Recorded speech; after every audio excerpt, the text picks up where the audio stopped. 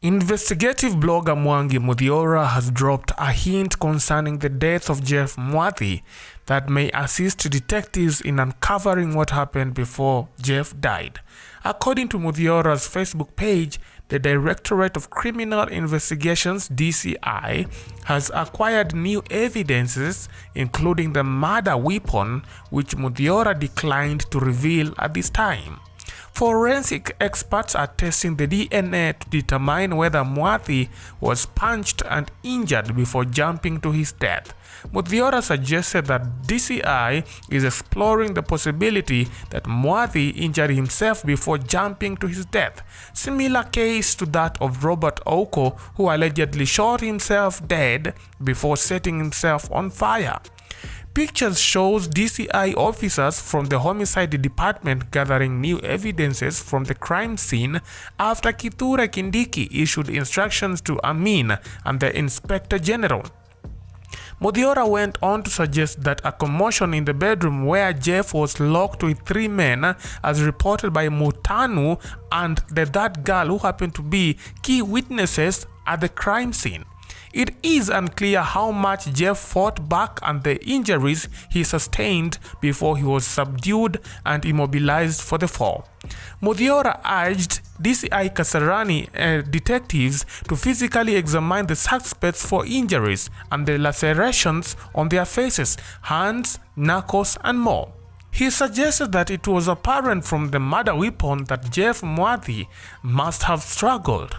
Muthiora questioned whether DCI Kasarani had collected DNA samples from under his fingernails, given that he put up a fight and DNA from his attackers could have been scooped from their bodies.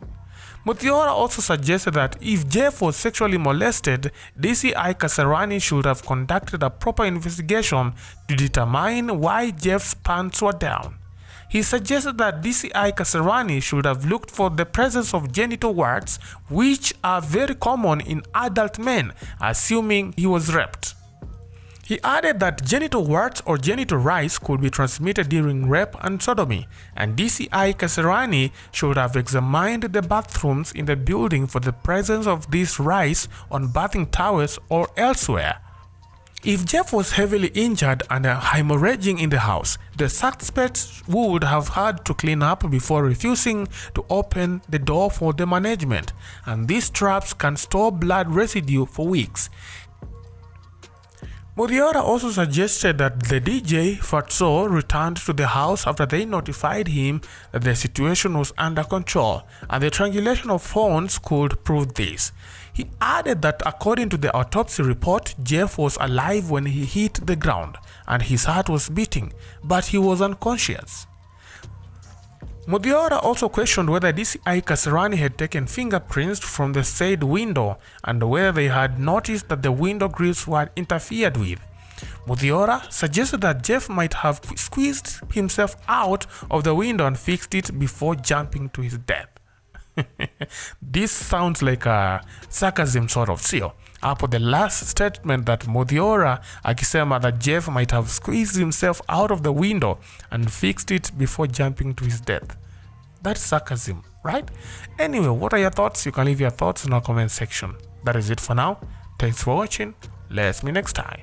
Bye-bye.